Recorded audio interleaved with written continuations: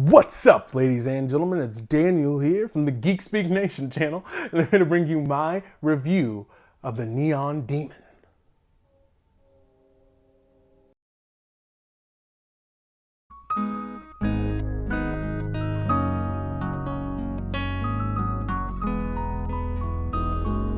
So, The Neon Demon is directed by Nicholas Winding Refn and stars Ellie Fanning, Keanu Reeves, Abby Lee, and Jenna Malone.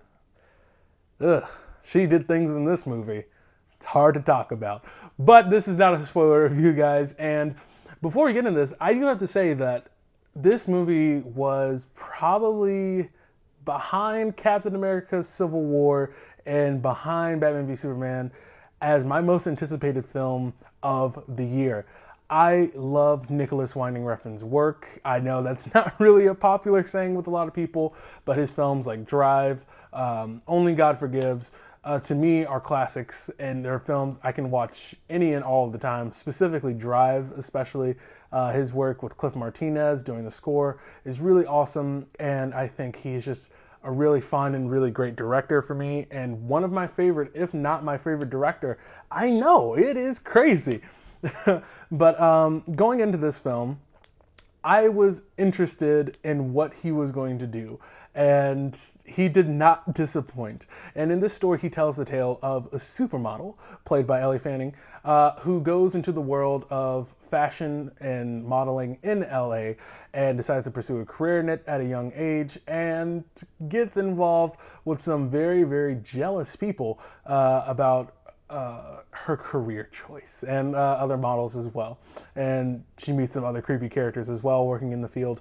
And this is a very interesting film. And what I love the most about Nicholas Winding Refn's films is that, unlike any other director, he makes me feel something when I watch his films, and I always feel like I'm learning something about myself and about what I think about the world and seeing what he thinks about the world and what he's trying to present.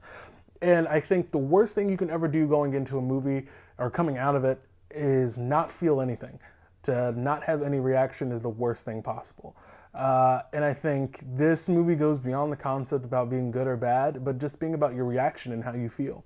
And I feel that this film told a really fun horror, like camp teen girl story about beauty. And that's really what it comes down to, and about the obsession with beauty and what that leads to and what it drives people to do and how it corrupts others, consumes others, and what it drives other people to do. And I think The Neon Demon is definitely one of his most messed up films to date. I think Nicholas Winding Refn has this knack for going too far when it comes to violence and portraying this idea, this concept that violence and sex are synonymous and that they are one and the same and that they are heightened expressions of human passion. And I think it's a very interesting concept that he continues to explore and continues to push the disturbing factor of his films, and he continues to do that with this one.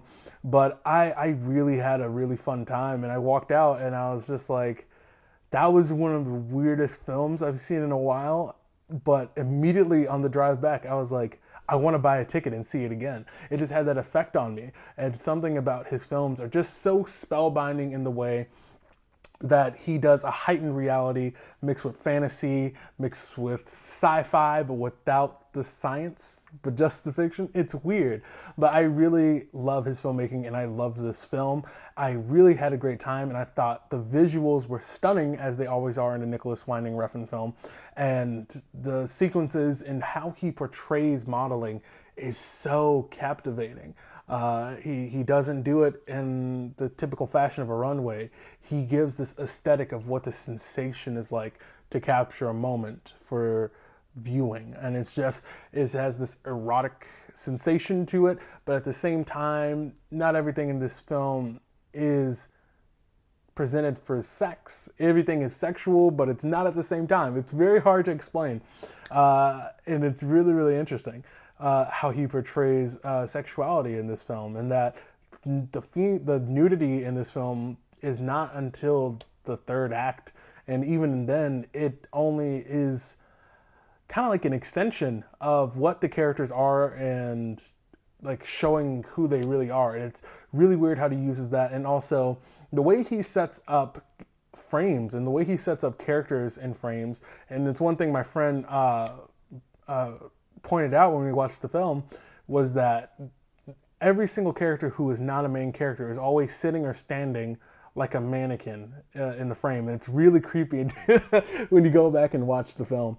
But I just really enjoyed this film. I love what it presented. And it did have some issues, I think. In my personal opinion, I thought that this was the weakest of the three films I've seen when it comes to using motifs and visions as a way of storytelling and like using dreamlike states. Because from the first time I've seen, Nicholas is trying to tell a very linear story.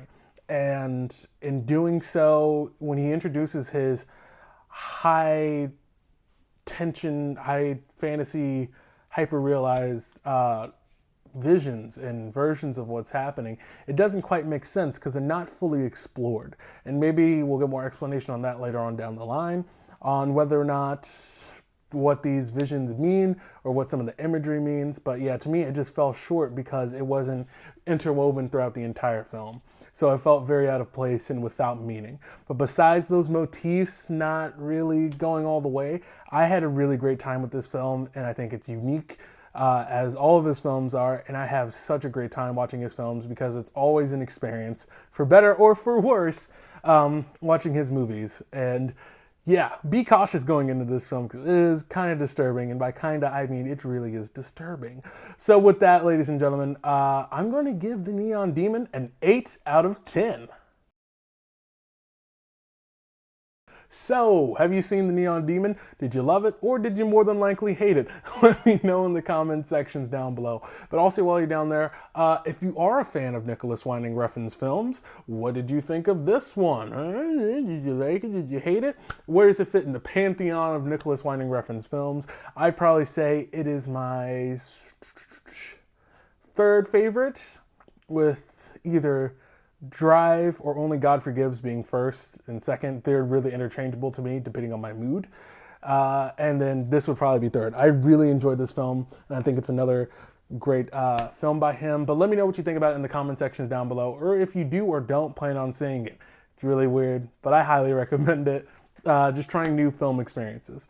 So also, while you're down there in the comment sections, let me know about that. Don't forget to hit that like button and subscribe to become a part of the Geek Nation. Because remember, ladies and gentlemen, we're on our way to 1,000 subscribers. And guys, we're at 900, which is really incredible to me. So guys, thank you so much for all the support. It really means a lot. And guys, we're going to keep on making content. And guys, don't be afraid to go out and try something different when it comes to films. Have fun experimenting with films. So with that, ladies and gentlemen, I've been Daniel, and don't forget to get geeky.